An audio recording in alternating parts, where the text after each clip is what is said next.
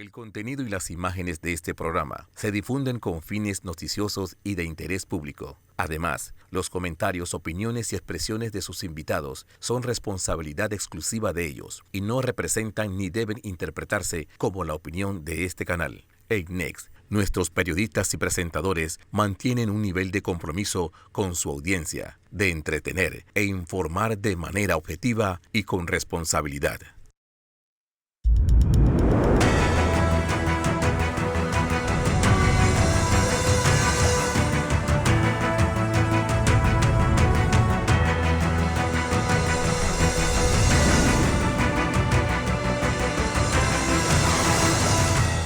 Buenos días, Panamá. Hoy es domingo 5 de diciembre. Usted está viendo Next, Canal 21, y nos escucha por KW Continente y sus frecuencias en todo el país. Un día en el que empezamos pues, con esa intervención policial y ese desmoronamiento de esta operación Fischer y pues, esta rama panameña del Clan del Golfo. Una semana en el que el tema judicial sigue siendo noticia, sobre todo de las revelaciones que se van sabiendo después de lo dicho por Euro 14. Y fue un modus operandi. El procurador Caraballo ha mandado de vacaciones a 6 fiscales, pues los implicados en este caso. Y sobre eso vamos a hablar. Y vamos a hablar de estos casos armados por el matrimonio Saltarín en una presentación de facturas y en un ejercicio donde no había contrato previo. Ellos presentan su factura en noviembre pidiendo resarcimiento de lo que habían hecho de julio a diciembre, cuando el contrato se firma unos días después. ¿Cómo fue eso? ¿Cómo pasó por el MEF? ¿Cómo pasó por Contraloría? ¿Cómo Álvaro Alemán, siendo abogado, pues hizo este exabrupto? Bueno, una semana en el que pues, el tema internacional, con todos los ojos puestos tanto en Ucrania como en Taiwán. Estados Unidos reconoce victoria de Xiomara Alvarado en Honduras. Y, bueno, 31 años del último intento de golpe de Estado militar en Panamá. Guillermo Antonio Ruiz. Muy buenos días, Fernando. Muy buenos días, José Luis. Muy buenos días, estimados televidentes. La verdad es que, sí, siempre es bueno recordar ese 5 de diciembre de 1990, cuando pues las huestes de lo que todavía quedaba de las fuerzas de defensa intentaron dar un golpe al presidente Guillermo Endara, que siempre se le ha tirado un manto de olvido por parte de muchos que regresaron vestidos y arropados en la democracia para que olvidemos que todavía esa vena del militarismo y del totalitarismo anda por ahí dando vueltas. Dicho esto, la borrachera del Bicentenario acompañó esta semana en la cual el presidente nos insiste en que Panamá ha salido victorioso. Sería bueno saber a quién le ganamos y por qué le ganamos. Lo que sí quedó claro es que pasamos por una celebración de Bicentenario anodina y bastante simplona, que la verdad es que desnuda un poco pues, un gobierno que lo tomó sin ningún tipo de apremio, y habrá mucho que explicar más adelante. Y como tú dices, Fernando, la verdad es que el tema internacional preocupa este submarino que fue descubierto en aguas cercanas a Taiwán. Cada vez se acerca más China a cumplir su propósito plasmado en el último Congreso del Partido Comunista Chino de resolver en los próximos 5 años, llevan 3, el tema de Taiwán. José Luis Ríos, buen día. Buenos días, Fernando. Buenos días, Guillermo. Y también esta semana se entregó esas solicitudes que se hicieron en todos estos meses de ese diálogo por el Pacto Bicentenario cerrando brechas. Muchos se preguntan de qué van a servir esas solicitudes, servirán de algo, van a agilizar esto, van a cambiar algo en estas consideraciones, se van a tomar en cuenta. También siguen las negociaciones sobre el salario mínimo y ya el Ministerio de Educación, a través de un decreto ejecutivo, dio a conocer el inicio del año escolar para el próximo 2022, que será de manera presencial a partir del 7 de marzo. Y por supuesto, todos los temas judiciales que han ocurrido durante la semana, Fernando. Así es. Bueno, nuestro primer invitado de hoy es el abogado Alfredo Vallarino Alemán. Pues alguien que no solamente en su programa de los jueves a las 7:30, sino en las entrevistas que ustedes nos han escuchado aquí en Next, ha insistido en que existía un modus operandi de esta organización criminal, porque no se puede llamar de otra forma, a esta organización que funcionó desde el Consejo de Seguridad, desde la presidencia, desde el hotel, desde el edificio Miramar y desde del Ministerio Público. Una organización que queda desnuda cuando Euro 14 da a conocer los detalles de cómo se hacía, cómo estos fiscales y estos policías, pues uno no sabía dónde terminaba pues la separación de poderes, porque era una mezcolanza de cosas, metían, pues forzaban a diputados también a través de estas extorsiones y este chantaje realizado desde el Ministerio Público de Kenia Porcel. Alfredo Vallarino Alemán, pues un modus operandi que ha quedado más que claro, ya no solo en el caso Granos de Euro 14 y estas declaraciones de Euro 14, que esta semana Fran de Lima se une a Lucy Molinar en la presentación pidiendo una investigación, sino que un escándalo tan mayúsculo, ¿por qué pasa tan desapercibido? ¿Dónde está la Iglesia Católica? ¿Dónde están estas organizaciones de abogados? ¿Dónde están estas organizaciones del Pacto de Estado por la Justicia, de Justicia y Paz y de todas esas cantamañanas que uno escuchaba con tanta efervescencia hace unos años y hacen mutis total en estos días? Mira, Fernando, ante todo, buenos días, saludos, buen fin de semana con todos.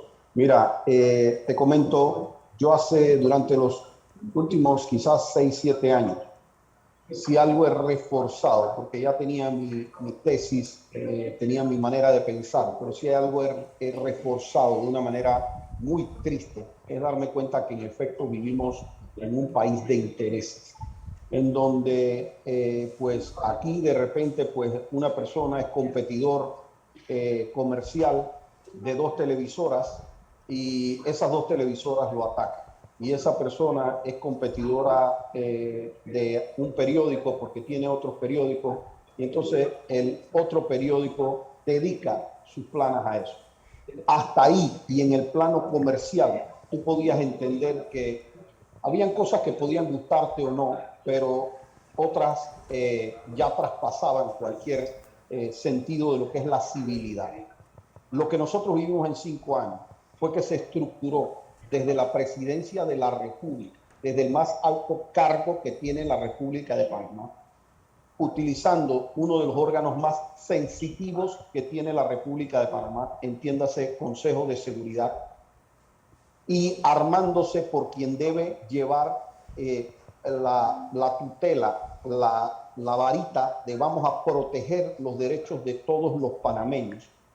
Esas personas se organizaron en una clara asociación ilícita para violar la ley, para perseguir enemigos y para hacerlo de una manera que hoy día no es un testigo el que habla, porque aquí empezamos a hablar nosotros de modus operandi.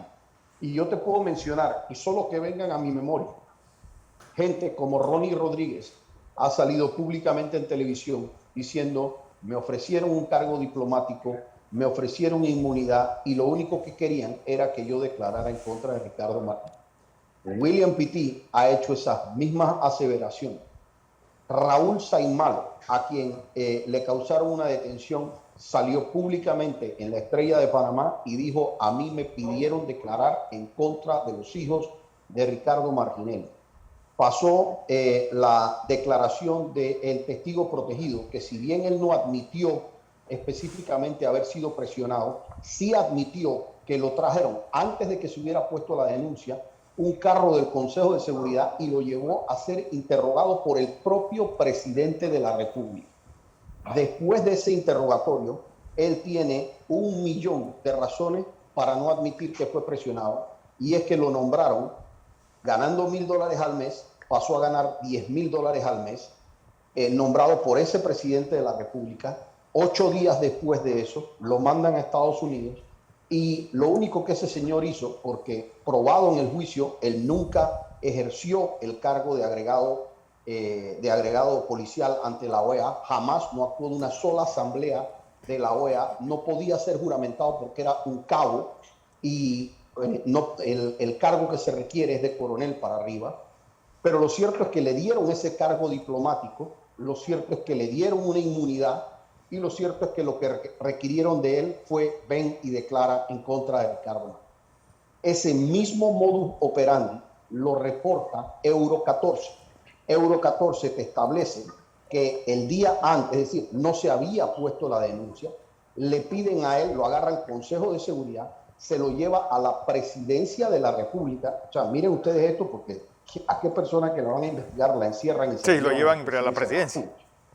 Entonces lo llevan a la Presidencia de la República, es presionado por miembros del Consejo de Seguridad. En ese momento, en esa reunión en donde él es presionado, participan Kenia Porcel, Rolando López, Eric Estrada, director del SPI. O sea, miren quiénes estaban en la mitad de una investigación. Así haya sido que estén de mirones o los que estaban participando de manera más activa. Tú eres un investigado y tú llegas conducido por un Consejo de Seguridad a un despacho en la presidencia en donde tú no tienes a tu abogado y en donde tienes a la que fue futura procuradora, en ese momento no era procuradora, era una miembro del Consejo de Seguridad. Tienes al director nacional del Consejo de Seguridad que de alguna manera agrupa los estamentos de seguridad. Tienes al director del Servicio de Protección Institucional, de la Guardia Presidencial. ¿Qué hacía Eric Estrada ahí? ¿Qué tiene que ver esto con un tema de la Guardia Presidencial? Estaba Jacinto Gómez, que era una persona de esto, y estaba el abogado personal del presidente de la República, privado, Rogelio Saltarín, que primero que tiene que hacer un abogado privado ahí, y luego nos dimos cuenta que le dieron un contrato por cerca de $400,000 a él y a su firma, que creo que participa la mujer de él. Que fue la que firmó el contrato. Si él tiene eso, ¿qué hacía esa persona investigada en otra entidad que no fuera el Ministerio Público? Pero sin que se hubieran puesto las denuncias. Entonces le dicen ellos, que no tienen ninguna capacidad de hacerlo, le dicen, nosotros te vamos a dar condición de testigo protegido. ¿Cómo pueden ellos prometerle ser testigos protegidos si ninguno de ellos son miembros del Ministerio Público? Y después de eso, y ahí es donde viene el tema, porque aquí se ha tratado de decir, no, bueno, pero no se ha probado que fiscales mismos le hicieron las amenazas y las cuestiones. No, señor. Si yo vengo aquí y yo te prometo a ti, Fernando, vamos mañana, que yo te voy a llevar donde la fiscal que sea, Sterling, y tú vas a tener condición de testigo protegido, yo obviamente no tengo esa facultad para hacerlo. Claro. Si yo te llevo mañana y ella te recibe como testigo protegido, algo tenía ella que ver. Claro. Porque yo pude coordinar eso el día antes y llevarte allá. Pero además, yo, miembro del Consejo de Seguridad, te pido a ti, yo quiero que menciones a Ricardo Martinelli, yo quiero que menciones a este, yo quiero que menciones a este. Y se hace una indagatoria, y no es como se ha querido decir, porque Euro 14 dice que en esa indagatoria, quien estaba presente frente a él era Jacinto Gómez, que era el segundo del Consejo Nacional de Seguridad, el jefe de inteligencia o el jefe de operaciones del Consejo de Seguridad. ¿De cuándo se ha visto que un policía agarre y pueda estar en la mitad de una diligencia de una indagatoria y que sea un miembro del Consejo Nacional de Seguridad? Cuando esto tú lo combinas con los contratos que se encontraron en la presidencia de la República y se encontraron las justificaciones de esos contratos. Esto es un documento oficial, esto no es que si pasó o no pasó, esto está en un documento oficial en la presidencia de la República. Las facturas de Saltarín, la justificación de esas facturas dicen preparando testigos protegidos. Exacto. Caso GT y caso RG. Ese es otro, de paso, otro que salió en la televisión. Además, yo creo que hasta tú le hiciste la entrevista o alguien en Next le hizo la entrevista, pero Rafael Guardia también dice que cuando él fue llevado allá y que él comparece al Ministerio Público, a él también le piden que declare en contra de Ricardo Martinelli. Entonces nosotros en derecho decimos, oye, una persona no hace plena prueba un testimonio, pero tú tienes 1, 2, 3, 4, 5, 6, 7, ya van como 10 personas. Y hay cosas que yo sé y que todavía no han salido a la luz pública, pero de testimonios que se tomaron, por ejemplo, aquí a Mauricio Cor, y que se tomaron en Grecia. O sea, las dos fiscales se fueron hasta Grecia a tomar esa declaración para entonces poder agarrar y llegar a ciertos acuerdos y qué es lo que había detrás de eso. Se fueron a tomar declaraciones a España. Aquí vinieron personas de Brasil y le hicieron una ley especial a esas personas del caso de Brasil y a ninguna de esas personas de Brasil les pasó nada. Y cuando tú miras la secuencia de lo que estas personas cuentan, te das cuenta que las personas que vinieron en los casos de Odebrecht, por ejemplo, y que de alguna manera buscaban mencionar a alguien que tuviera relación hacia el gobierno anterior, hacia el gobierno de Ricardo Martinelli, claro. A esas personas las dejaban y no las tocaban. Ah, sí, listo, tiene una multa, me dijiste perdón, vete para tu casa. Y no les hacían nada. Es decir, que es cónsono con el cuento que están corriendo con todo. Cuando tú verificas qué eran los primeros que pasó con Euro 14, te das cuenta que a él los primeros meses no lo tocaron. Ellos estaban buscando y estaban logrando su propósito. Cuando tú ves a Ismael Pití del caso de los pinchazos, te das cuenta que no lo tocaron. Claro. No le hicieron absolutamente nada. Te das cuenta que con a Saimalo no le habían hecho nada hasta que se peleó con ellos y les hizo unas revelaciones y se le vinieron esas fiscales como fiera en contra de él. Al propio Cor no le habían hecho nada y cuando le pidieron y exigieron, vengan acá, le revocaron los acuerdos y le empezaron a caer encima. Pero hay decenas de personas que te pueden decir, nosotros fuimos al Ministerio Público y a nosotros nos pidieron dar los nombres de Ricardo Martinelli y nombres de personas relacionadas. Yo recuerdo casos de la Caja de Ahorro, en donde hacían ir y venir a las personas como 7 veces para ir a declarar. Y básicamente el mensaje era, dinos el nombre que queremos oír o tú te quedas. Y no había ni siquiera delito. O sea, ya hasta la Corte Suprema dijo, jamás existió un delito. Pero para ellos era mencionado. Yo te puedo decir, a Pipo Virsi le pidieron formalmente decir el nombre de Ricardo Martinelli. Y eso fue una petición que vino de Tania Sterling. Así que así que eso que no eran los fiscales es falso. Fueron los fiscales y los policías también. Mira, Tania Sterling fue a tomarle la declaración a Pipo Virsi a su casa, ¿verdad? Y ese fue uno de los temas que ellos básicamente querían. Obviamente no había nada ilícito que imputarle a Ricardo Martinelli, no había nada ilícito, ni siquiera nada en el préstamo. Pero ellos lo que querían era mencionar, porque con eso ellos agarraban y ya buscarían ellos qué show mediático hacer. Nosotros no le veíamos nada, yo en ese momento no era ni siquiera abogado de Ricardo, pero nosotros no le veíamos nada de irregular a ninguna participación que hubiera tenido Ricardo, ni siquiera por qué querían un nombre, porque no había nada malo hecho en un préstamo. Fue el préstamo que quizás más ganó la Caja de Ahorro en todo el año ese. Entonces, pero tú decías, ¿cuál es el capricho de esto? Y aquí hubo demasiada presión.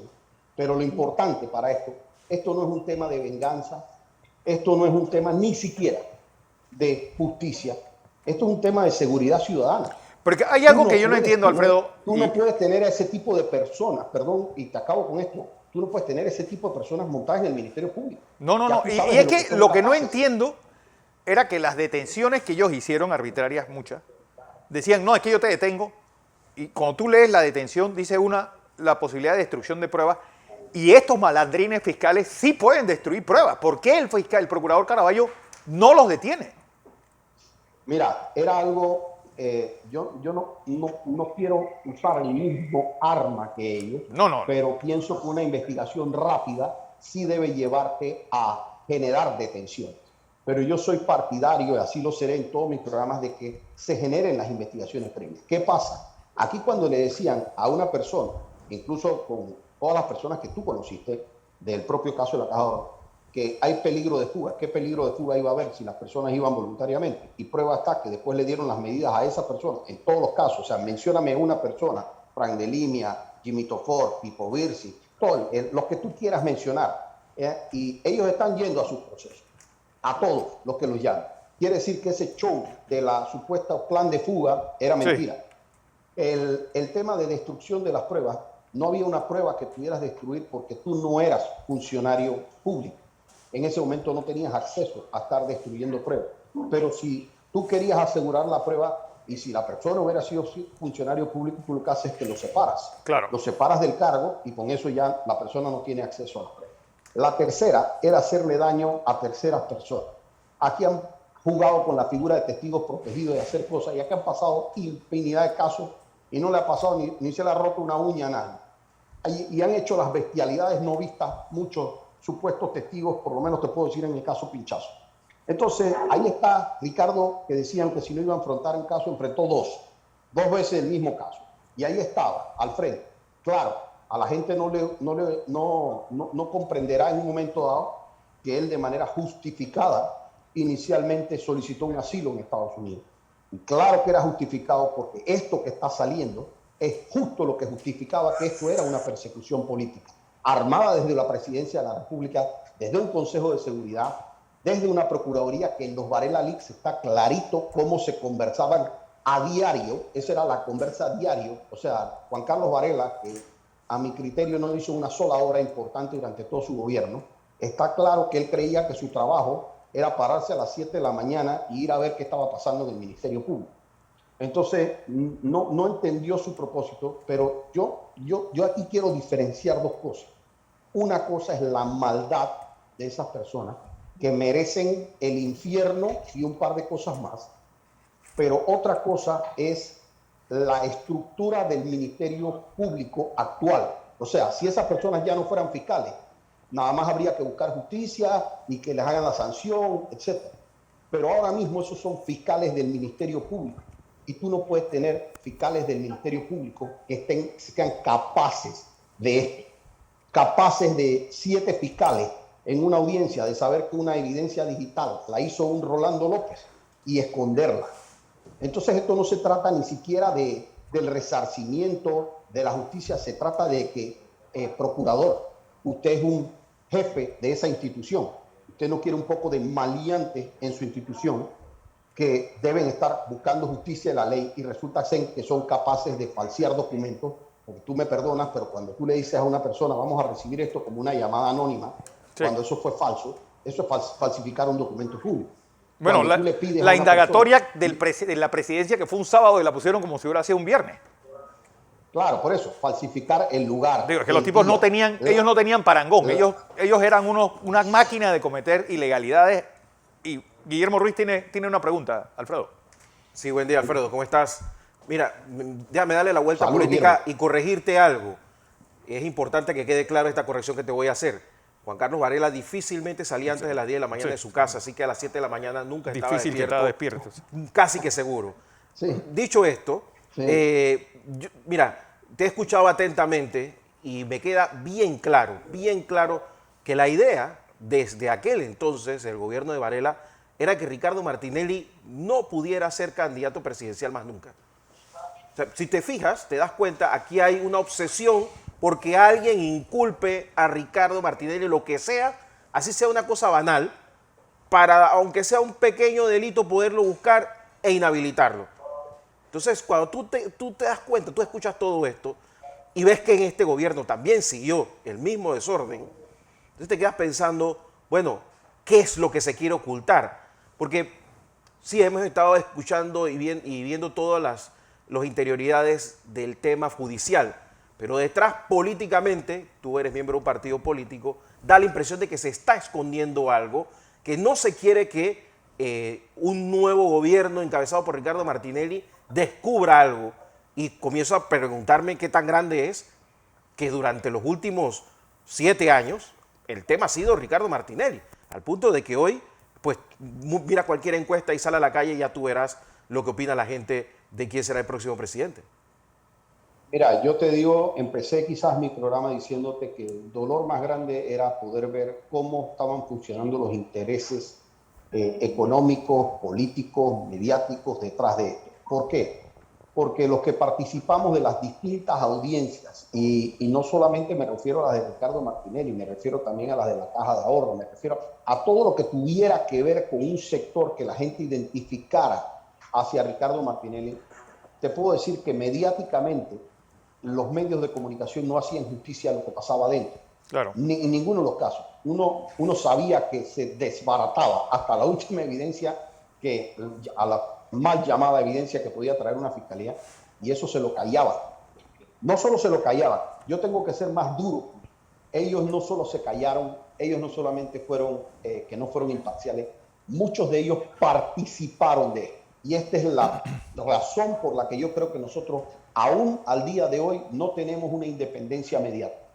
Porque varios de esos medios participaron en crear las supuestas pseudonoticias que después agarraban estos fiscales y estos fiscales decían, tenemos una noticia, vamos a investigarla. Cuando tú ves y analizas los casos de Saltarín, y Guillermo, esto es muy importante ver la parte cronológica porque aquí así se toma.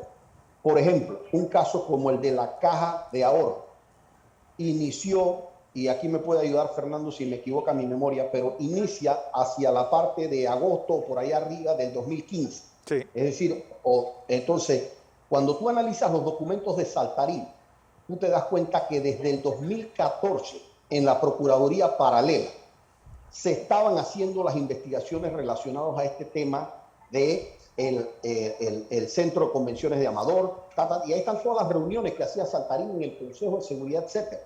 ¿Qué es la parte importante? ¿Cómo inicia este caso de la Caja de Ahorro?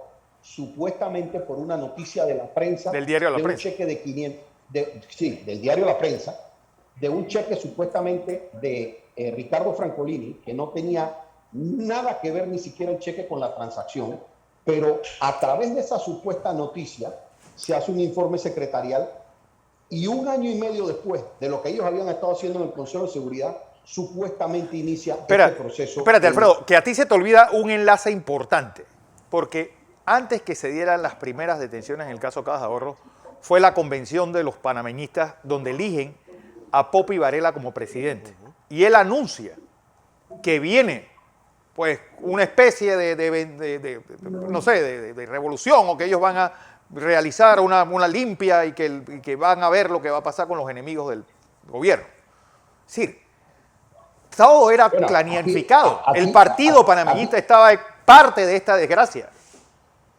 Quiero tratar de pensar, porque a mí no me gusta hablar de una colectividad como tal, porque un partido panameñista tiene 280,000 miembros y yo sé que una... Bueno, la directiva que eligen ellos es esa la que está metida en la jugada. Si yo elijo a una persona como esa, parte del cómplice soy. Lo que te quiero decir que al día de hoy, yo sé que muchas personas del propio partido panameñista no pueden ver ni en pintura a Juan Carlos Varela. Eso dicen ahora.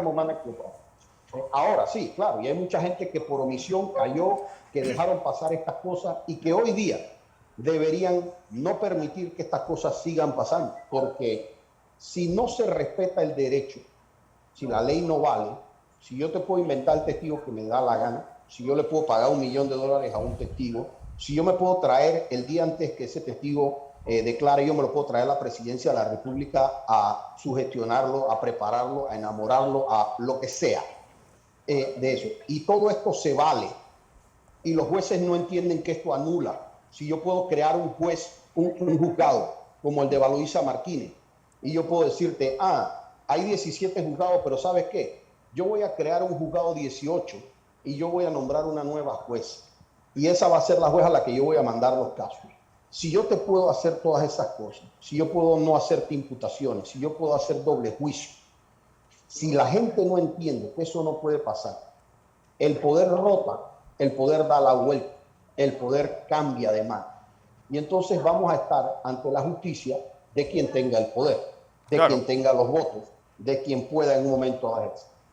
Y cuando la justicia deja de ser justa, valga la redundancia, deja de no cumplir con la ley, entonces tú dices, espérate, ahora mírate tú como ser humano, y tú dices, espera, yo sé que me estás usando un testigo falso, yo sé que me compraste un testigo, yo sé que le ofreciste no procesarlo, yo sé que tú hacías las investigaciones y te pasabas del plazo. Aquí la gente habla de las investigaciones que se pasan del plazo como si fueran secundarias. ¿Sí? Si yo como abogado de la defensa me dicen tienes 5 días para presentar pruebas, yo voy el día 6, no me la reciben. Entonces, pero no solo esos temas. Si yo tengo el chance de decir a la persona, a ti sí te proceso, a ti no. Yo como procesado empiezo a tener un sentimiento de, espérate, ¿yo qué voy a hacer? Yo aquí no tengo un chiste de justicia. ¿Para qué ni siquiera voy a tener abogado? Claro. Aquí esta decisión ya la tiene. Aquí ya tengo una Corte Suprema dispuesta a esto, tengo un procurador dispuesto a esto, tengo a un Consejo de Seguridad trabajando en esto, tengo los medios de comunicación, algunos en este sentido. Entonces eso definitivamente que trastoca con la paz social porque ¿quién se va a aguantar? ¿Qué hago? Dejo que con pruebas falsas, que con documentos falsificados, que con archivos creados en la computadora de Picuiro, que con todo lo que tú tengas, que pagando testigos protegidos, que haciendo todo esto, yo dejo que tú me condenes porque te da la gana, porque tienes a las dos personas que son amigas tuyas ahí. Claro. Entonces eso tiene el riesgo hasta de trastocar la paz social, en donde un país pierda la tranquilidad. Entonces, y te digo más, un procurador, el procurador Javier Caraballo, que es un tipo que ha hecho su vida institucional.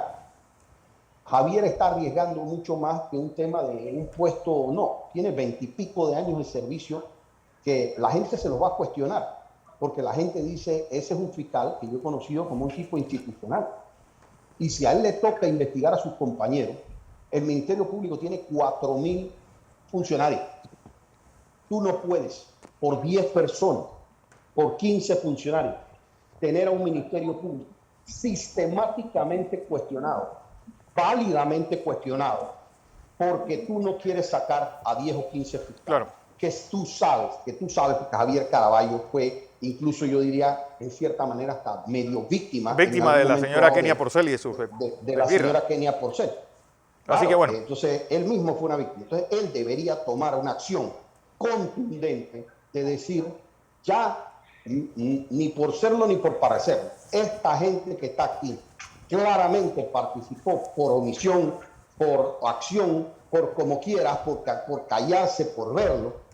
Aquí hay muchos de ustedes que no pueden regresar al Ministerio Público y lo tiene que hacer por la sanidad del Ministerio Público. El Ministerio Público todos los días está siendo cuestionado en radio, televisión, prensa, redes, por esos 10 funcionarios.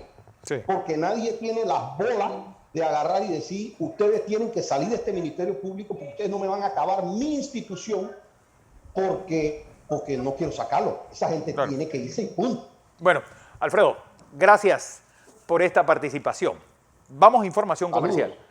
Cuando regresemos, viene el Día de la Madre. ¿Y qué pasó con las esposas, madres, hijas de todas las víctimas de esta persecución? Después del cambio.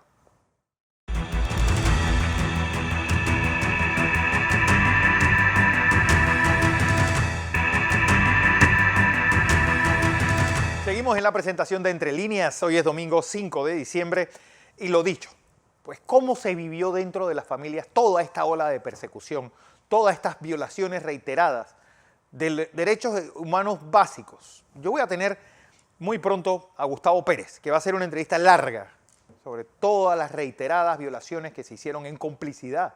Pues se acuerdan, con esas unidades móviles de TVN y de Telemetro a las 5 de la mañana fuera de su casa. Mi siguiente invitada es Cristel Getzler. Cristel, feliz Día de la Madre de antemano. Y la verdad es que han sido años difíciles, sobre todo ustedes, con niños tan pequeños que vieron ese desastre. Así es, Fernando. ¿Cómo fue sí, bueno, todo esto? Así tal cual lo dices, yo creo que lo que se está pidiendo aquí al final del día no es que no haya justicia, que no se investigue, se está pidiendo el debido proceso, se está pidiendo que todo el mundo sea juzgado por igual ante la ley. Yo creo que ese es la base de todo esto. O sea, y hablando de lo que me acabas de preguntar, ¿qué sufrimos nosotros? Allanamientos a las 5 de la mañana. Creo que hubo mucha manipulación, por lo menos en mi caso, en mi situación familiar. Yo acababa de dar a luz a un bebé prematuro. Obviamente, Frank estaba muy vulnerable. Claro. Y no es que no se investigue, es que hagan las cosas bien, sigan las reglas. Y aquí hubo violaciones por todos lados. Y obviamente, ¿cómo nos vamos a quedar callados hoy en día de este tema? Frank, sin una causa justificada, lo meten preso, uno ni le avisan que tiene que ir a una indagatoria, lo van a buscar a su oficina con 2 policías, lo meten en un carro y se lo llevan al Ministerio Público, no sabía ni cuál era el caso, ni tenía un abogado preparado, nada. Yo quiero saber si a Juan Carlos Varela no se le dio su debida notificación y se le citó para una indagatoria como todos merecemos, ¿no? A él más nunca regresó ese día. Yo me acuerdo hablar por teléfono con él y decirle, ¿por qué? O sea, dame una razón, no entiendo, ni él entendía, pero eso era parte de cómo trabajaban las cosas. Entonces sí, se aprovecharon del contexto, niño chiquito, situación delicada de él, porque mi hijo pasó 2 meses en cuidados intensivos en el hospital, apenas nació, tenía 29 semanas, y mi esposo estaba desesperado. Y esa era parte de la estrategia. Claro, pero, es decir, todas estas violaciones, porque ahora quieren quitarle hierro al asunto, decir, no, que eran los policías y que las fiscales casi eran unas palomitas que ya estaban cumpliendo del derecho. Hubo presión por parte de las fiscales en los casos en contra de Frank. Hubo muchísimas presiones. A él se le acercaron 2 personas a la cárcel y le dijeron, oye, trata de llegar a un acuerdo.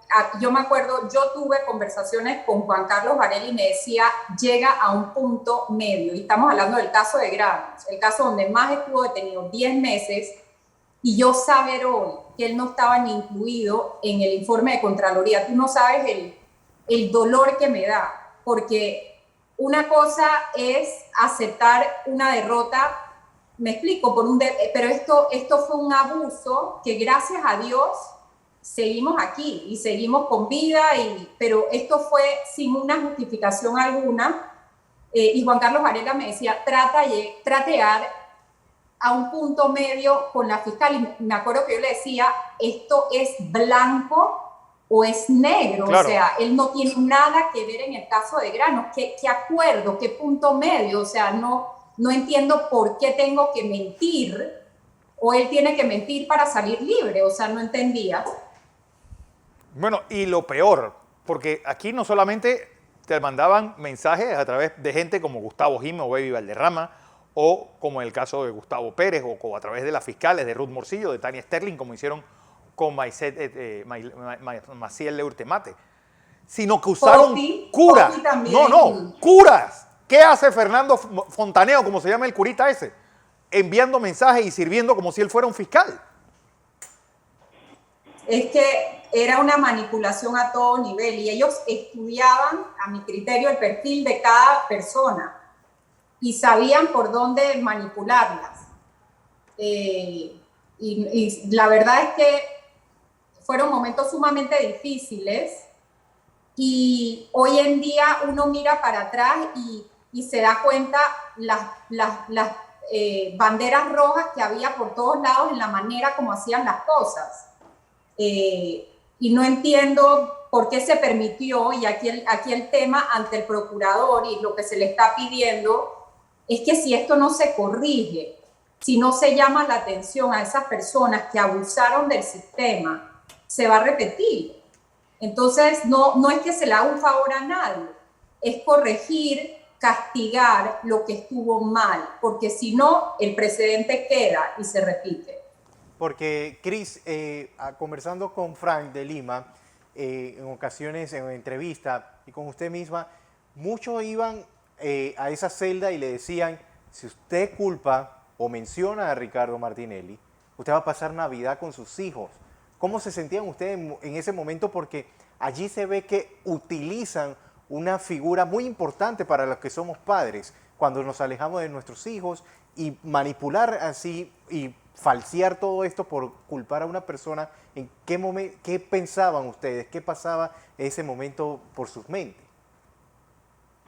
Mira, sí, hubo varias de esas conversaciones. Me acuerdo, era la primera Navidad de mi hijo, el que acaba de nacer, yo tuve una conversación con Baby Valderrama y le dije, no quiero poner el arbolito de Navidad en mi casa, porque no estoy celebrando nada, no tengo espíritu, no puedo. Y estas esperanzas, pon tu arbolito, o sea, sí. Fran va a salir, o sea, Fran simplemente nunca debió haber estado detenido. Y sí, jugaban con las personas, jugaban con su momento y lo que estaban pasando. Y utilizaban a los niños, porque utilizar la figura de los hijos para tratar de manipular ese testimonio, para tratar de que cambiaran versiones, conociendo que no tenían nada que ver, son personas que a la final no tienen escrúpulos. Sadismo enfermizo. Ojalá ojalá pudieran escuchar el audio de esa audiencia de Granos, en donde habló Euro 14. También mi esposo, Frank, tuvo la oportunidad de hablar, igual que otras personas que estaban señaladas en ese caso. Pero me acuerdo, Frank... Sí, continúa, perdón. Frank dijo, hubo un momento que dijo, mi hijo chiquito, el que dije que estaba delicado, tuvo una situación y en verdad casi fallece, o sea, se ahogó en su respiración y dejó de respirar y fuimos corriendo a urgencias y yo no le pude decir a Frank porque ese se iba a volver loco. Yo esperé como 10 días para decirle porque sabía que se iba a volver loco y él le dijo ese día en la audiencia a las fiscales, gracias a Dios mi hijo está vivo. Claro. Porque esto no se perdona. ¿Sabes qué? Es que la gente dice que, ay, mírala utilizando el entorno familiar. Esto es porque Frank estuvo detenido 10 meses. Tú me lo justificas, tú me lo haces entender y yo lo acepto. Pero en el caso de Granos hubo 10 meses de detención, cartas de doctores explicando por qué él está detenido. Dime si él es una amenaza a la sociedad, dime si ha tratado de salir huyendo, dame una justificación, pero no lo tengas detenido porque te da la gana de tenerlo detenido cuando todavía no ha habido un juicio y no tienes un informe de Contraloría. Eso es lo que hoy en día, como dice Inoshka, esto no es que nos organizamos para pelear, nadie se esperaba este testimonio de Euro 14. Claro. Todo el mundo en esa audiencia quedó en shock. Y sabes que todo el mundo tiene muchas cosas adentro, de cosas que estuvieron mal y están saliendo a la luz. Esto no fue un plan coordinado. Esto es la verdad, que muchos quieren tapar. Pero esto es lo que pasó y cómo pasaron las cosas. Y tienen que saberse.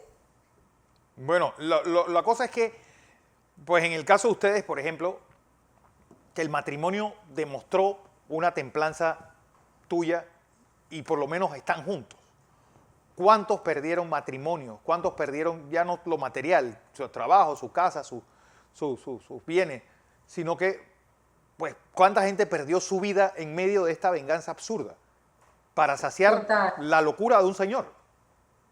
Total. Y háblame de la presunción de la inocencia. Tú no estabas ni juzgado y a ti te estaban condenando ciertos medios. Por eso yo digo, la coordinación era específica. O sea, Frank se enteraba de sus medidas o de ciertas cosas por los medios antes que él fuera notificado. Dime si eso es normal.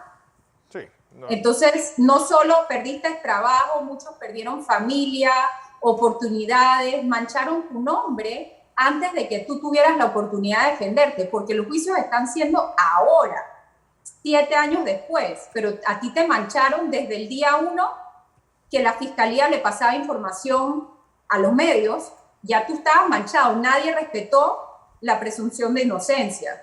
Entonces, más que perdiste familia, hay personas que perdieron físicamente a sus familiares. Esto es un estrés horrible. Claro. Y bueno. Bueno, Cristel, yo espero que se corrija todo esto y yo creo que está en manos del procurador Caraballo y de los jueces, pues enderezar de este entuerto hecho por esta organización criminal que se manejó desde presidencia, desde el Ministerio Público y desde el Consejo de Seguridad. Feliz Día de la Madre a ti y a todas las que nos honran con su audiencia domingo a domingo. Gracias. Igual a todas las madres. Gracias, Cristel Gessler, esposa de Fran de Lima. Vamos a información comercial. Cuando regresemos, El Mundo. Alonso Correa desde España y el ingeniero Guillermo Ruiz. Después del cambio.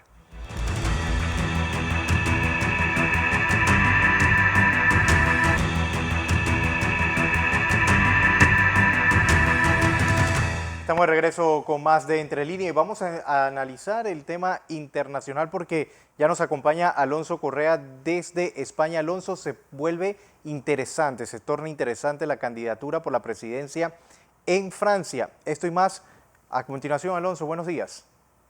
Buenos días, José Luis. Feliz domingo a todos. Y bueno, además de que ahora Eric Zemmour, un escritor y periodista francés, acaba de dar su candidatura, acaba de anunciar su candidatura a la presidencia. También hemos visto que, pues, que la Unión Europea y la OTAN específicamente están tambaleando. Estamos llegando a un punto, con todas las situaciones que tenemos, con todos los frentes abiertos que hay a nivel mundial, estamos llegando a un punto de no retorno. Está viendo la situación de Rusia e Ucrania, con casi 115.000 tropas en la frontera de Rusia y otras en la frontera de Bielorrusia. Estamos viendo que Ucrania está pidiendo auxilio, Polonia también está pidiendo auxilio con el tema de los migrantes a día de hoy. Es más, el primer ministro polaco el día viernes, dijo que el primer ministro polaco, Mateusz Morawiecki, dijo que se necesita que la OTAN despierte de esta siesta geopolítica que está tomando para tomar cartas en el asunto tanto de Rusia e Ucrania como de China, porque estamos viendo que la agresión China está tomando pues, un rumbo bastante directo con el tema de Taiwán. Están queriendo pues, recuperar la isla de Formosa y volverla pues, parte del país continental. ¿Qué es lo que está sucediendo? Pues, estamos viendo que China está tratando de movilizar militares, están tratando de irrumpir dentro de aguas territoriales y según fuentes taiwanesas también se ha visto aviones cruzar pues, el espacio aéreo taiwanés. Shinzo Abe, primer ministro japonés, tratando pues, de poner un poco de tierra de por medio, esta semana también dijo que una invasión a Taiwán pues, le traería la ruina económica a China. Eso todavía no se sabe y es más, también un par de días se le llamó al ministro de Exteriores japonés a que pues, respondiera a qué se refería el primer ministro acerca de estas declaraciones. Estamos viendo que, como ya he dicho, la OTAN no hace nada, Estados Unidos tampoco. Estamos viendo que Rusia y China van a su bola y pues nadie le pone pues, nada enfrente, ningún obstáculo. Lo más seguro, y esperemos que sea lo correcto, es que pues, lo de China se resuelva diplomáticamente, no sabemos todavía cómo, pero que se desacelere un poco el nivel de agresividad que está teniendo el gigante asiático con la isla del Pacífico. Y lo de Ucrania es muy posible que se resuelva como en 2014, una entrada militar, pero que se le permita a los guerrilleros y a los paramilitares prorrusos que se encuentran en Crimea realizar todo el trabajo sucio. Es lo más seguro que esté sucediendo, ya que se está movilizando muchísimo material bélico a esta frontera europea y pues que nadie, de verdad, no hay nadie que esté poniéndole, pues, le esté tratando de parar los pies, ni a Putin ni a Xi Jinping.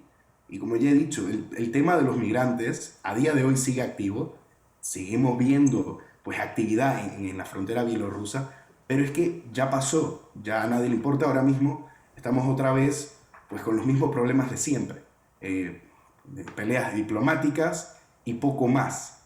Pero, se debe conocer todavía cómo se desencadenan pues, estas situaciones y como ya he dicho, estamos llegando muy cerca de un punto crítico de no retorno.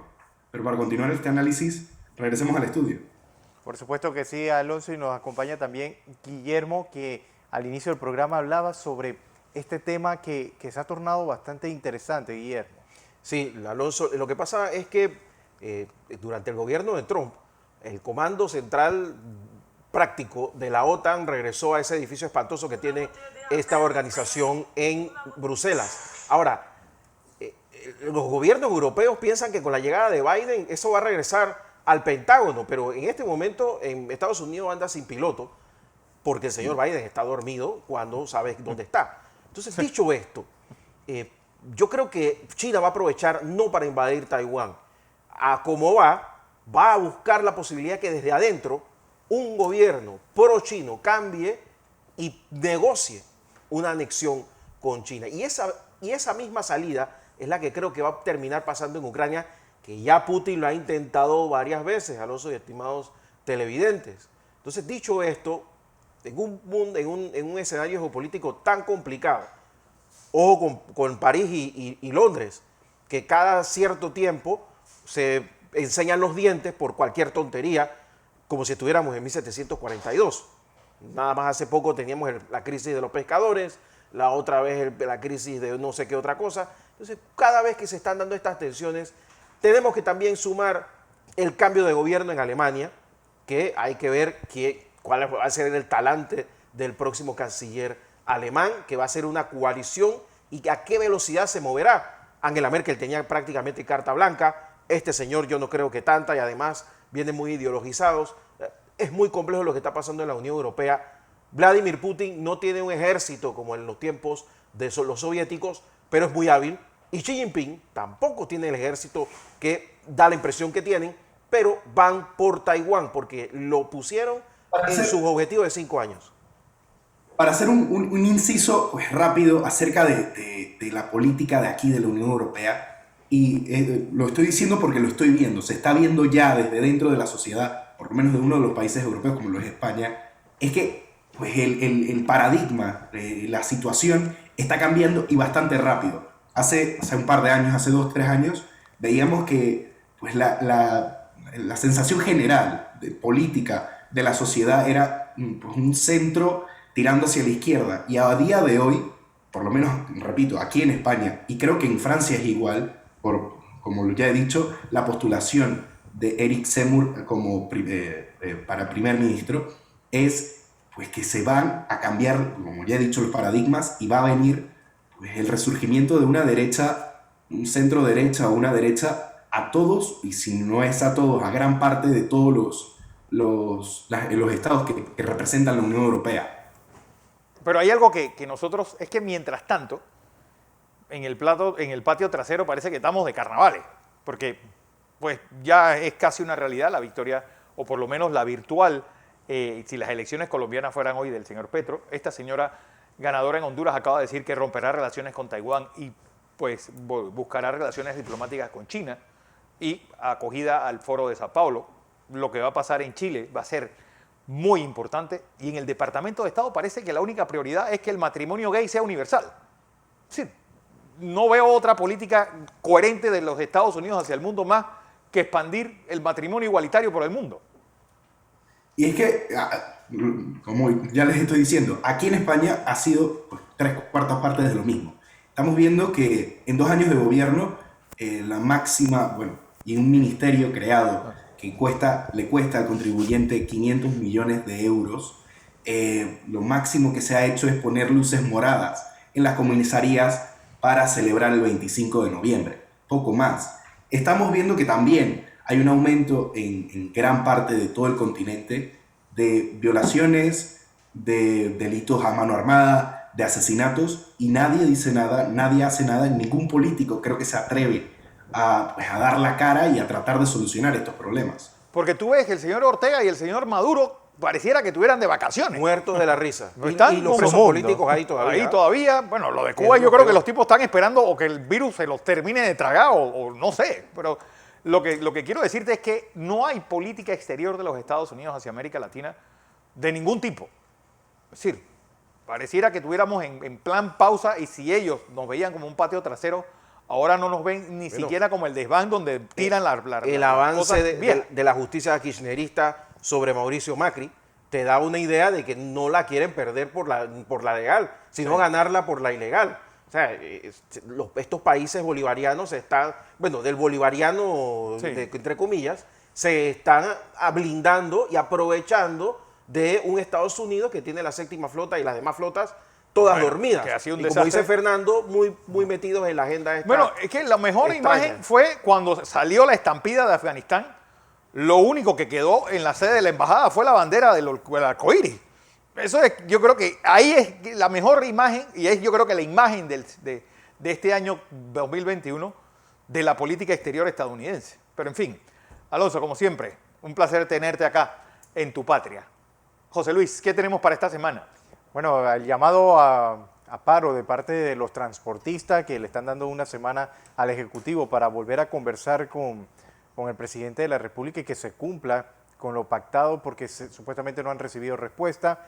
¿Cómo se prepara nuestro Ministerio de Salud para hacerle frente a esta nueva variante de la COVID-19 conocida como Omicron? Así que vamos a ver qué nos espera con todo este proceso de vacunación y por supuesto esta semana adelantarle, Fernando, las felicidades a todas las madres Así panameñas. es, a todas las que nos honran con su audiencia, gracias y feliz Día de la Madre. 6073 decenas sugeridas para el sorteo de hoy. Recuerden, este programa se retransmite por KW Continente a las 3 de la tarde. A todos que pasen un feliz domingo. Los espero mañana, 6 en punto de la mañana, en la emisión matutina de Next Noticias.